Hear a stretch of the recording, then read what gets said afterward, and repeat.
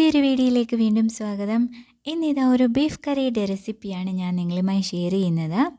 അപ്പോൾ വളരെ കുറച്ചധികം നാളുകളായി എനിക്ക് വീഡിയോസ് ഒന്നും അപ്ലോഡ് ചെയ്യാൻ കഴിഞ്ഞിരുന്നില്ല. കുറച്ചധികം തിരക്കുകളായിപ്പോയിരുന്നു. അപ്പോൾ ഇന്നിതാ ബീഫൊക്കെ റെഡിയാക്കി ക്ലീൻ ചെയ്ത് ചെറുതായിട്ട് ഞുറുക്കിയെല്ലാം വെച്ചിട്ടുണ്ട്. അതിലേക്ക് ആവശ്യമായ സവോള, ചുവന്നുള്ളി, വെളുത്തുള്ളി, ഇഞ്ചി എന്നിവ ക്ലീൻ ചെയ്തതിന് ഇതൊന്ന് അരിഞ്ഞെടുക്കാവുന്നതാണ്.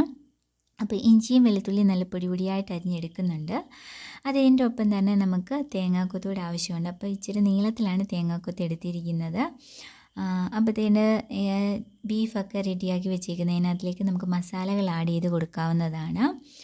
അപ്പോഴത്തേന് അജ്മിയുടെ മീറ്റ് മസാലയാണ് ഞാനിവിടെ യൂസ് ചെയ്യുന്നത്. കൂടാതെ കശ്മീരി ചില്ലി പൗഡറോട് യൂസ് ചെയ്യുന്നുണ്ട്. അപ്പോൾ ഈ മസാലയുടെ ഒപ്പം തന്നെ ഞാൻ അരിഞ്ഞു വെച്ചിരിക്കുന്നതിനകത്തു നിന്ന് കുറച്ച് സവോളയും ചുവന്നുള്ളിയും വെളുത്തുള്ളി ഇഞ്ചിയും കൂടെ നമ്മുടെ ബീഫിലേക്ക് ആഡ് ചെയ്ത് ആവശ്യത്തിന് കറിവേപ്പിലയും പച്ചവെളിച്ചെണ്ണയും കൂടി ഒഴിച്ച് നന്നായിട്ട് തിരുമ്മി മാറ്റി വെക്കുന്നുണ്ട്.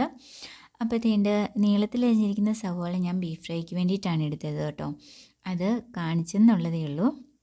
അപ്പം ഇതെല്ലാം ഇവിടെ സെറ്റായിട്ടിരിപ്പുണ്ട്. ഇനി നമുക്ക് മാരിനേറ്റ് ചെയ്യാൻ വെച്ചിരുന്ന ബീഫ് നമുക്ക് കുക്കറിലേക്ക് മാറ്റാവുന്നതാണ്. കുക്കറിലേക്ക് മാറ്റി ആവശ്യത്തിന് വെള്ളം ഒഴിച്ച് വേവിച്ചെടുക്കാവുന്നതാണ്. അപ്പോൾ ഇങ്ങനെ വേവിക്കുമ്പോഴേ ഒരു സ്പൂൺ അതിനകത്തിലിട്ട് കൊടുക്കുകയാണെങ്കിൽ പുറത്തോട്ട് ഇങ്ങനെ ചീറ്റുന്നത് ഒഴിവാക്കാവുന്നതാണ്. ഇല്ലെന്നുണ്ടെങ്കിൽ കുക്കറിനകത്തുനിന്ന് ഇങ്ങനെ പുറത്തേക്കെല്ലാം ഭയങ്കരമായിട്ട് തെറിക്കത്തില്ലേ. അപ്പോൾ അങ്ങനെയുള്ളപ്പം നമ്മളൊരു സ്പൂൺ ഇട്ട് കൊടുക്കുകയാണെങ്കിൽ അതിങ്ങനെ വളരെയധികം പുറത്തേക്ക് ചീറ്റി പോകാതിരിക്കും കേട്ടോ. ശേഷം തന്നെ ബീഫൊക്കെ വെന്ത് വന്നിട്ടുണ്ട്.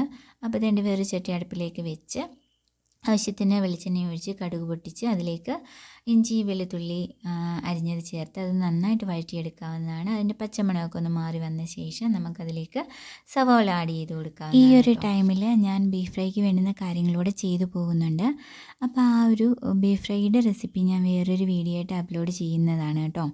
അപ്പോൾ ഇതിൻ്റെ സവാള ഇടാനുള്ള സമയമായിട്ടുണ്ട്. നമ്മുടെ ഇഞ്ചി വെളുത്തുള്ളിയൊക്കെ നന്നായിട്ടൊന്ന് വഴന്ന് വന്നിട്ടുണ്ട്. അതിൻ്റെ പച്ചമണമൊക്കെ ഒന്ന് മാറി വന്നിട്ടുണ്ട്. ഇനി ഇതിലേക്ക് നമ്മൾ അരിഞ്ഞു വെച്ചിരിക്കുന്ന സവോള ആഡ് ചെയ്ത് കൊടുക്കാവുന്നതാണ്. അപ്പോൾ അതിൻ്റെ സവോളയൊക്കെ ഒന്ന് ആഡ് ചെയ്ത് നന്നായിട്ടൊന്ന് വഴറ്റിയെടുക്കാവുന്നതാണ്. അപ്പോൾ നിങ്ങൾ എങ്ങനെയാണ് ബീഫ് കറി വെക്കാറുള്ളതെന്നൊന്ന് കമൻറ്റ് ചെയ്യണം കേട്ടോ.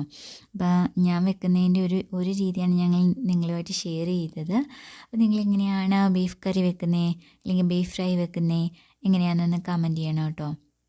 ഇങ്ങനെ തന്നെ വെക്കുന്ന ആരെങ്കിലും ഉണ്ടെങ്കിൽ ഒന്ന് ലൈക്ക് ചെയ്യണേ. അപ്പോൾ നിങ്ങൾക്ക് ഈ വീഡിയോ ഇഷ്ടമായെങ്കിൽ ഒന്ന് ലൈക്ക് ചെയ്യാനും ഷെയർ ചെയ്യാനും സബ്സ്ക്രൈബ് ചെയ്യാനും മറക്കരുത് കേട്ടോ.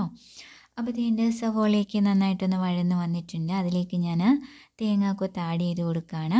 അപ്പോൾ തേങ്ങാക്കൊത്ത് സ്ലൈസ് ചെയ്ത് വെച്ചിരിക്കുന്ന തേങ്ങാക്കൊത്ത് വളരെ കനം കുറച്ച് നീളത്തിൽ അരിഞ്ഞാണ് വെച്ചിരിക്കുന്നത്. അപ്പോൾ അതൊന്ന് ആഡ് ചെയ്ത് കൊടുത്ത് ചെറുതായിട്ടൊന്ന് വഴറ്റിയെടുക്കാവുന്നതാണ്.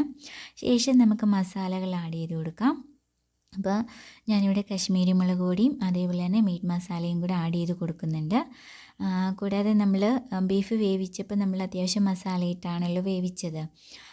അതുകൊണ്ട് അത്യാവശ്യം മസാലയെല്ലാം ഒന്ന് ആഡ് ചെയ്ത് കൊടുത്ത് എരിവിന് ആവശ്യമായ മുളക് പൊടി നമുക്ക് ചേർത്ത് കൊടുക്കാവുന്നതാണ്. അപ്പം യച്ചിമിയുടെ മീറ്റ് മസാല ആയതുകൊണ്ട് അത്യാവശ്യം നല്ല എരിവും ഉണ്ട്.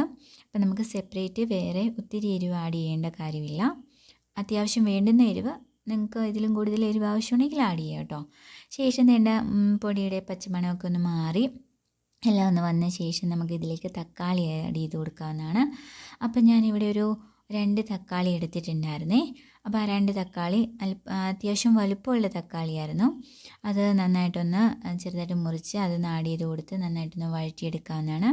തക്കാളിയൊക്കെ ഒന്ന് വഴന്ന് വന്ന ശേഷം നമുക്കിതിലേക്ക് ആവശ്യത്തിന് ഉപ്പ് ആഡ് ചെയ്ത് കൊടുക്കാവുന്നതാണ്. ഉപ്പൂടെ ആഡ് ചെയ്ത ശേഷം നമുക്ക് അത്യാവശ്യം ഇത് വേകാൻ ആവശ്യമായ നമ്മുടെ സവോളയും തക്കാളിയും വേകാൻ ആവശ്യമായ വെള്ളവും കൂടി ചേർത്ത് കൊടുത്ത് നല്ല തിക്ക് ഗ്രേവിയാക്കി എടുക്കാവുന്നതാണ്.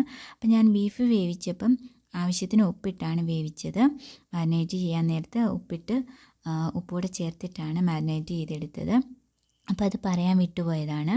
അപ്പോൾ ഇതിൻ്റെ നമ്മുടെ സവോളയും തക്കാളിയൊക്കെ നന്നായിട്ടൊന്ന് വെന്ത് നല്ലൊരു തിക്ക് ഗ്രേവിയായിട്ട് കിട്ടിയിട്ടുണ്ട്. ഇനി ഇതിലേക്ക് നമുക്ക് വേവിച്ച് വെച്ചിരിക്കുന്ന ബീഫ് അതിൻ്റെ സ്റ്റോക്ക് കൂടെ ആഡ് ചെയ്ത് കൊടുക്കാവുന്നതാണ്.